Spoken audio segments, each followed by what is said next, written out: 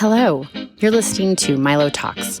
I'm your host, Milo, traveling, living, and working full-time from my Class B van, meeting people along the way and asking them to share their stories with me.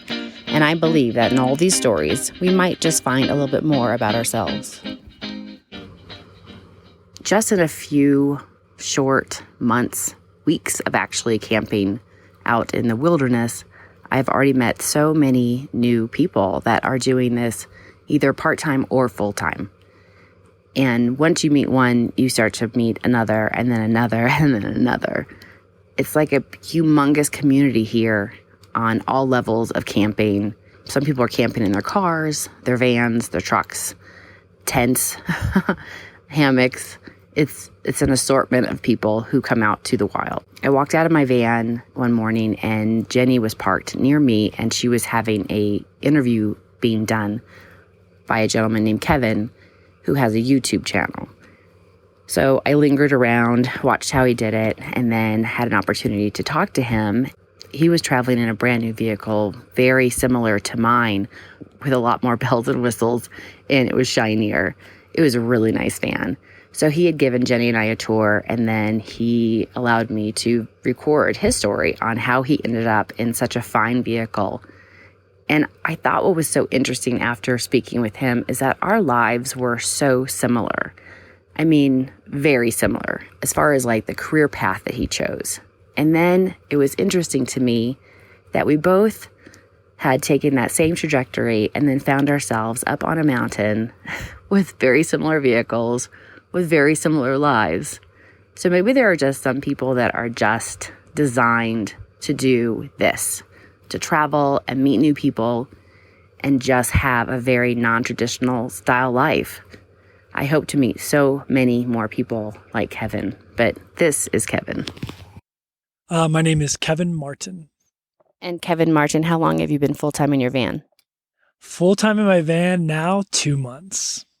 2 months? 2 months. How, can I ask how old you are?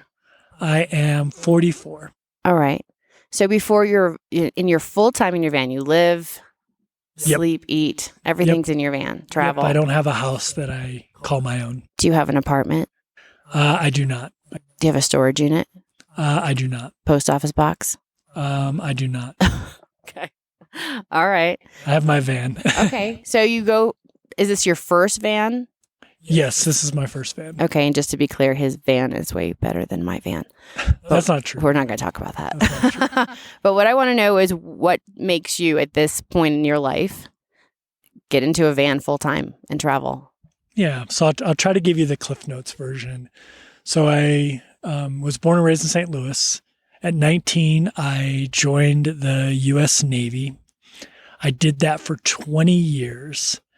I didn't realize it at the time, but I loved the nomadic lifestyle that it provided, switching jobs every couple years. Then I retired. I actually went to law school at Georgetown in D.C., and I became a juvenile defense attorney. Did that for a year.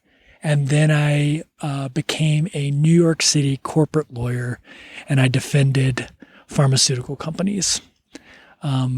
That started to wear on me a little bit, especially pharmaceutical companies that were part of the opioid crisis because it had impacted veterans so much. And so I was defending the people who were basically peddling that stuff. And long story short, I would come home every night and watch travel videos. And one day I was like, why don't I just start traveling full time and documenting my own journey? And so that's what I decided to do. I quit my job as a corporate lawyer.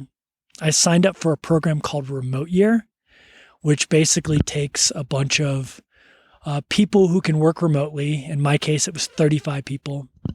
And you pay them a monthly fee, and they handle all the logistics of travel. And for a year, you live in a different country every month. So that's what I did my first year full-time travel. My first year as a full-time nomad, I traveled with a program called Remote Year. And you worked doing what with them? Because that costs money. I looked into that, actually. So it's you pay a monthly, and they cover everything, but you're paying. Yeah, so when I did it, it was $2,000 a month.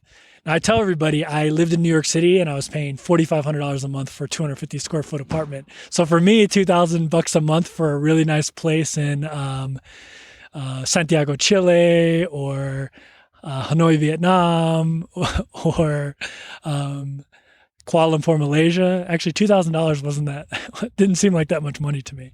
But yeah, it was $2,000 a month. I'm really fortunate. I spent 20 years in the military, so I get a military retirement.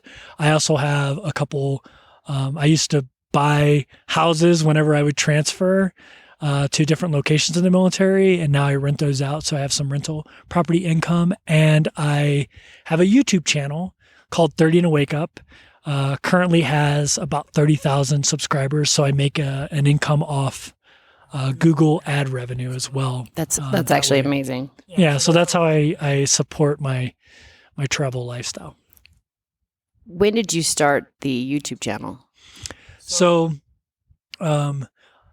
I had a YouTube channel before. It was on investing, and so I already knew how to grow a YouTube channel into a profitable enterprise. I had to close that channel down because I became a corporate lawyer, and some of my clients were companies that I had talked about on my YouTube channel, and that's considered a conflict in the legal community. So I actually had to shut that channel down. I kind of wish I didn't. Hindsight being 2020, because I could have turned that into my travel channel and already had a really good base of subscribers. But I started my channel in probably around September of 2018. I took a couple trips while I was in law school, and I documented those just to get the hang of what being a travel vlogger is like and try to figure out my style. I didn't start making videos weekly, which is what you really need to do if you become a professional YouTuber. I didn't really start doing that until around November of 2018. And that was me documenting my preparation for becoming a full-time nomad. I didn't actually quit my job and leave and become a full-time traveler until March of 2019. But I had started documenting my transition towards that with my YouTube channel. So sorry for a long answer to a short question. Those are some of my favorite answers, because you just, you bring out things I wouldn't have known. Okay, so let's go back. So you are doing this remote work thing. You did that for a year? Yeah, I traveled with Remote Year for a year. Okay. So from March of 2019 to March of 2020. The last city I lived in was Cape Town, South Africa, and COVID just started to hit at that time. I was already coming home to visit my mother in March for a month in Missouri. Ended up being stuck in Missouri, obviously, because of COVID. I was supposed to continue to travel internationally. I had plans all the way through October of this year. I'd already booked accommodations, flights, everything. And then COVID hit and all that stuff started getting canceled. And that's when I decided to purchase an RV so I could continue to travel. So this was a spontaneous, the world's changing, so I'm going to just buy a van. Is that, this wasn't even a plan? You were going to be an international YouTuber, and now you're in a van and have yeah. Van So life? There's actually more to the story. Okay. So when I was a kid, we had a really, really crappy RV, and we would take trips in the RV. We took one major trip to Florida, Sanibel Island, and one major trip to Aspen and Breckenridge, Colorado. And I loved it, and I always knew at some point I would end up traveling in an RV. And I knew that would be part of my YouTube travel adventure and channel. I just didn't expect it to happen so soon. But as soon as COVID hit and I knew that international travel was probably going to be unlikely for a while, or at least very, very difficult, I started re-exploring my love affair with RVs and started researching different RVs. I had already done that previously. When I decided to become a travel vlogger, it was either I was going to travel internationally, stay in Airbnbs, or I was going to travel in an RV. So I'd already done a ton of research. At the time, the Heimer Active was the RV I was considering, the van I was considering. And I just happened to do the international travel thing first instead. But I was going to come back to it. So I guess that's kind of where we're at, Right. kind of where we're So at life now. has forced you into early van life. Yeah, it was already something I was planning on doing. It just sped up the process of getting into a van. So do you have a plan for every day you go somewhere new, or are you just kind of making it up as you go? Do you have an agenda because this is your new life. So how do you plan it out? So I am definitely a planner, but I've noticed that I've been more spontaneous in the van. So I have a general outline. I came from Missouri, crossed I-70, Kansas, which is like the most boring drive ever. Kansas and eastern Colorado are just the worst. No offense, It's the worst Kansas. drive. No offense, Kansas. Thank you. Yeah, no, Kansas. I love Kansas. Thank you, Don't get me Kansas. wrong. We love you. I love Kansas. I don't But, think anyone listens to me in Kansas. It's okay. But the I-70, even they have to admit the I-70 through Kansas and eastern Colorado's got to take some of the credit for the boredom as well, because they're just as boring. But then you start to see the mountains. Yeah, then you start to see, and you're like, then oh, I'm things getting change. close, and your heart picks up. And you're like, oh, I'm almost there. Yeah, exactly. So I knew I wanted to come to Colorado because I mentioned the trip to Aspen and Breckenridge when I was a kid, and I kind of wanted to relive that. And then my plan is to go to Grand Teton because I just love any Instagram photo of a van in Grand Teton. And then I'm headed up to Glacier National Park in Montana, and then I lived in Seattle, Washington for 5 years, so I'm going to head over to Mount Rainier National Park and then down to Crater Lake National Park, and that should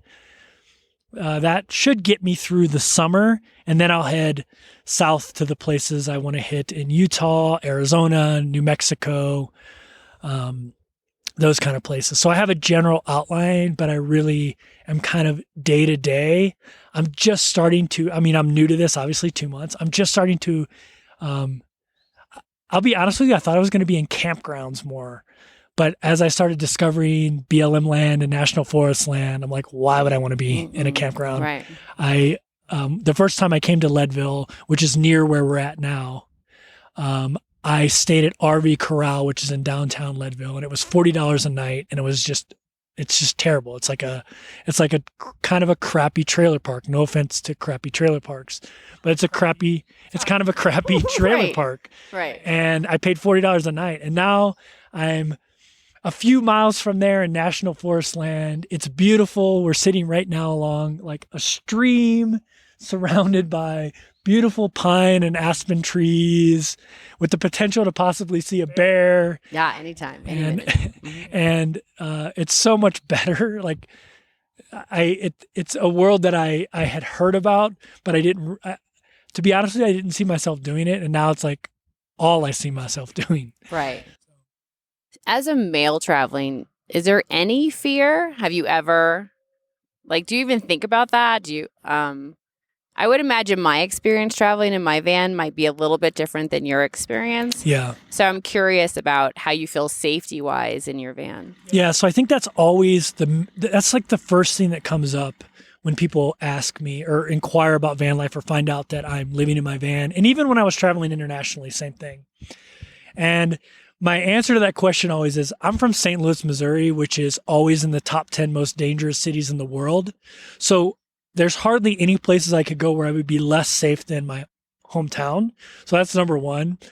The second thing is, I think you just have to take normal safety precautions and just go with your gut. I'm from Missouri. I was in the military for 20 years. Like I know how to protect myself.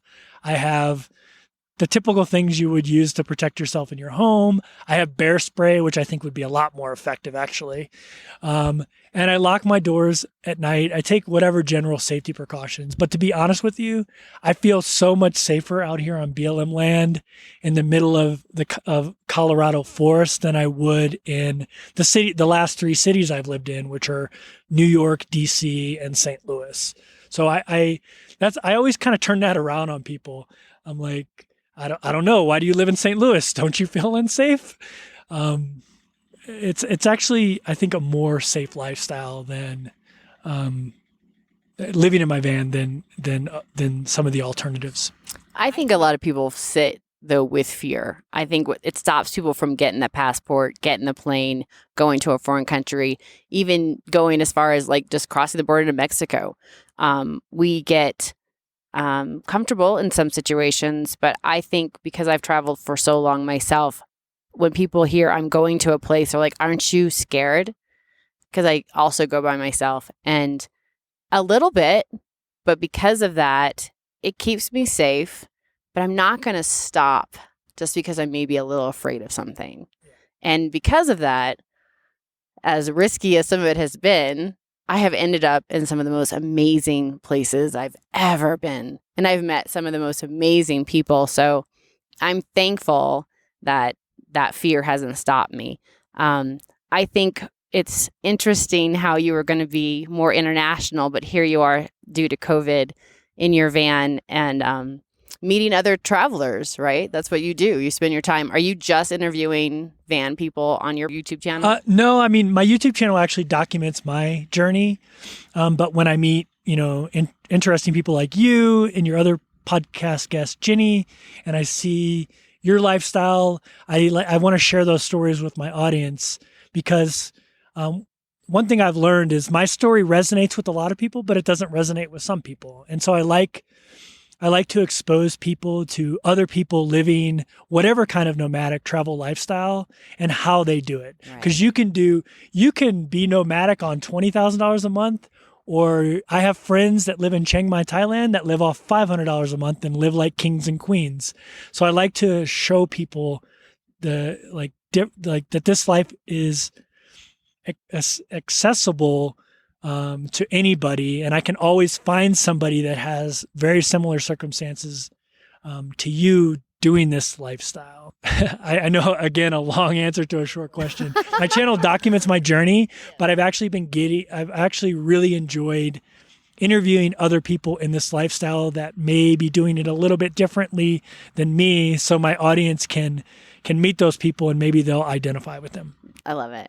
Well, thank you this was so spontaneous, and I'm so thankful that you actually gave me your time. And I will make sure that people know how to find you and can follow you on your YouTube channel. And to all my 13 listeners, thank you so much for listening. No, that's awesome. I appreciate it. I am a podcast listener. I actually don't watch a whole lot of YouTube. So I was flattered when you asked me to be on, and I really appreciate doing the show. It's awesome. All right. Thank you. Thank you. Full disclosure, I actually struggled with putting this last podcast with Kevin together. I had it edited. I had it kind of sitting on my laptop, and it just kind of sat there. I didn't really know how to package it.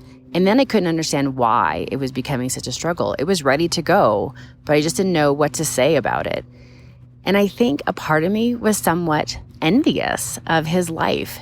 He was successful. He is successful. Like, everything he did worked out for him. And everything I did, it seemed like I got detoured or sidetracked or fell off this ridge over here and didn't see that coming. I explained it to someone. It's like we were on the same road. His was a highway and mine was like a rocky trail that the mile markers were all messed up.